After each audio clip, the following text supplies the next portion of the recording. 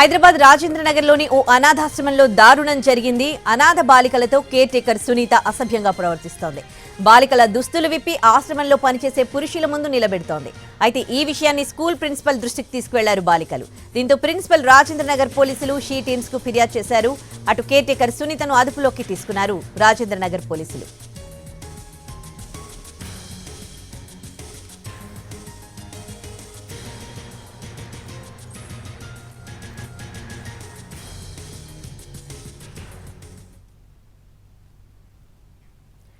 హైదరాబాద్ రాజేంద్ర నగర్లోని ఓ అనాథాశ్రమంలో జరుగుతున్న దారుణం బయటకు వచ్చింది. అనాథ బాలికలతో అక్కడ కేర్ టేకర్ గా పనిచేస్తున్న సునీత అసభ్యంగా ప్రవర్తిస్తోంది. బాలికల దుస్తులు విప్పి ఆశ్రమంలో పనిచేసే పురుషుల ముందు నిలబెడుతోంది. ఈ విషయాన్ని బాలికలు ప్రిన్సిపల్ కి ఫిర్యాదు చేయడంతో ప్రిన్సిపల్ పోలీసులకు కంప్లైంట్ చేశారు. ఇక ఇదే విషయానికి సంబంధించి పూర్తి డీటెయిల్స్ మా ప్రతినిధి రవి లైవ్ లో అందిస్తారు. రవి, ఎవరి సునీత, ఎప్పటి నుంచి అక్కడ వర్క్ చేస్తోంది, డీటెయిల్స్ ఏంటి రవి? ఉదయశ్రీ రాజేంద్ర నగర్ పరిధిలోని బుద్వేల్లో చెరిష్ ఫౌండేషన్ ఆధ్వర్యంలో ఒక అనాథాశ్రమం నడుస్తుంది. ప్రస్తుతం మనం అనాథాశ్రమం దగ్గర ఉన్నాం. ఇందులో ఉన్నటువంటి స్టూడెంట్స్ పైన ఇక్కడ పనిచేసేటటువంటి కేర్ టేకర్ కొట్టడం, తిట్టడం, దాంతోపాటు చిత్రహింసలకు గురి చేస్తుంది అని విద్యార్థులు భరిస్తూ వచ్చారు. కానీ ఇక్కడ అప్పర్ ప్రైమరీ స్టేజ్ అంటే హై స్కూల్ స్టాండర్డ్ ఉన్నటువంటి బాలికల పట్ల అనుచితంగా ప్రవర్తించడం, అదేవిధంగా వాళ్ళ దుస్తులను విప్పి ఇక్కడ పనిచేసే కొంతమంది మేల్ వ్యక్తుల ముందు నిల్చోబెడుతుంది అని చెప్పి బాలికలు ఫిర్యాదు చేశారు. అయితే ఈ విషయాన్ని ఎంతో కాలంగా కొట్టడం, తిట్టడం లాంటివి భరిస్తూ వచ్చినటువంటి బాలికలు ఎప్పుడైతే వీళ్ళను దుస్తులు విప్పడం, ఒక అనుచితమైనటువంటి ప్రవర్తన కేర్ టేకర్ సునీత కొనసాగించిందో, ఈ పిల్లలు బుద్వేల్ గవర్నమెంట్ స్కూల్లో చదువుతున్నారు. ఆ ప్రిన్సిపల్ దృష్టికి విషయాన్ని తీసుకొని వెళ్లారు. దాంతో ప్రిన్సిపల్ కేవలం ఒకరిద్దరి పట్ల ఇలా ప్రవర్తిస్తోందా, లేకపోతే అందరు విద్యార్థుల పట్ల ప్రవర్తిస్తుందా అని ప్రిన్సిపల్ వాకప్ చేశారు. కంప్లీట్ వాళ్ళ దగ్గర నుంచి డీటెయిల్స్ తీసుకున్నారు. మొత్తం 18 మంది బాలికల పట్ల ఇలాంటి ప్రవర్తన కొనసాగిస్తోంది సునీత అని తేలడంతో ప్రిన్సిపల్ ఆ 18 మంది బాలికలను తీసుకొని రాజనగర్ పిఎస్కి వెళ్లి కంప్లైంట్ చేశారు.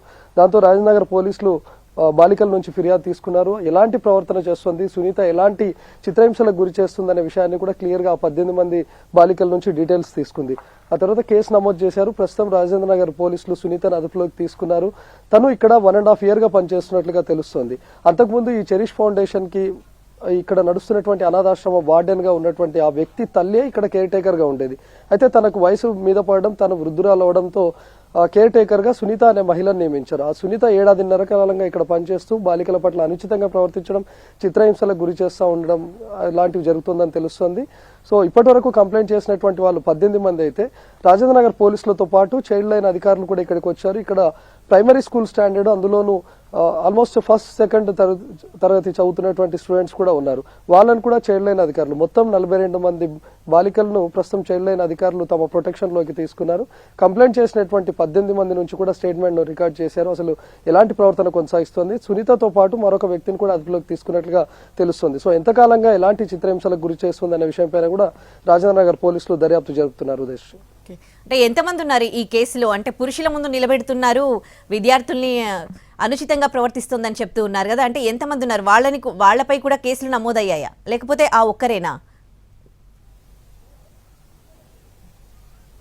ఇక్కడ ఉన్నటువంటి బాలికలు చెప్తున్న ప్రకారం వీళ్ళను ఎవరైతే స్కూల్స్ కానీ లేకపోతే కాలేజ్లో చదవడానికి ఇక్కడ అనాథాశ్రమం నుంచి వెళ్తుంటారో వీళ్ళకు ఒక వెహికల్ను అరేంజ్ చేశారు. ఈ వెహికల్ డ్రైవర్తో పాటు మరొక ఆటోను కూడా అరేంజ్ చేశారు. అంటే అందరూ స్కూల్ స్టూడెంట్స్ లేరు, ఇక్కడ ఇంటర్మీడియట్ చదువుతున్నటువంటి వాళ్ళు కూడా ఉన్నారు. వాళ్ళ టైమింగ్స్ని బట్టి ఈ పిల్లలను ట్రాన్స్పోర్ట్ చేయడానికి ఒక ఆటో డ్రైవర్తో పాటు ఇక్కడ వ్యాన్ డ్రైవర్ను కూడా ఉంచామని చెప్తున్నారు.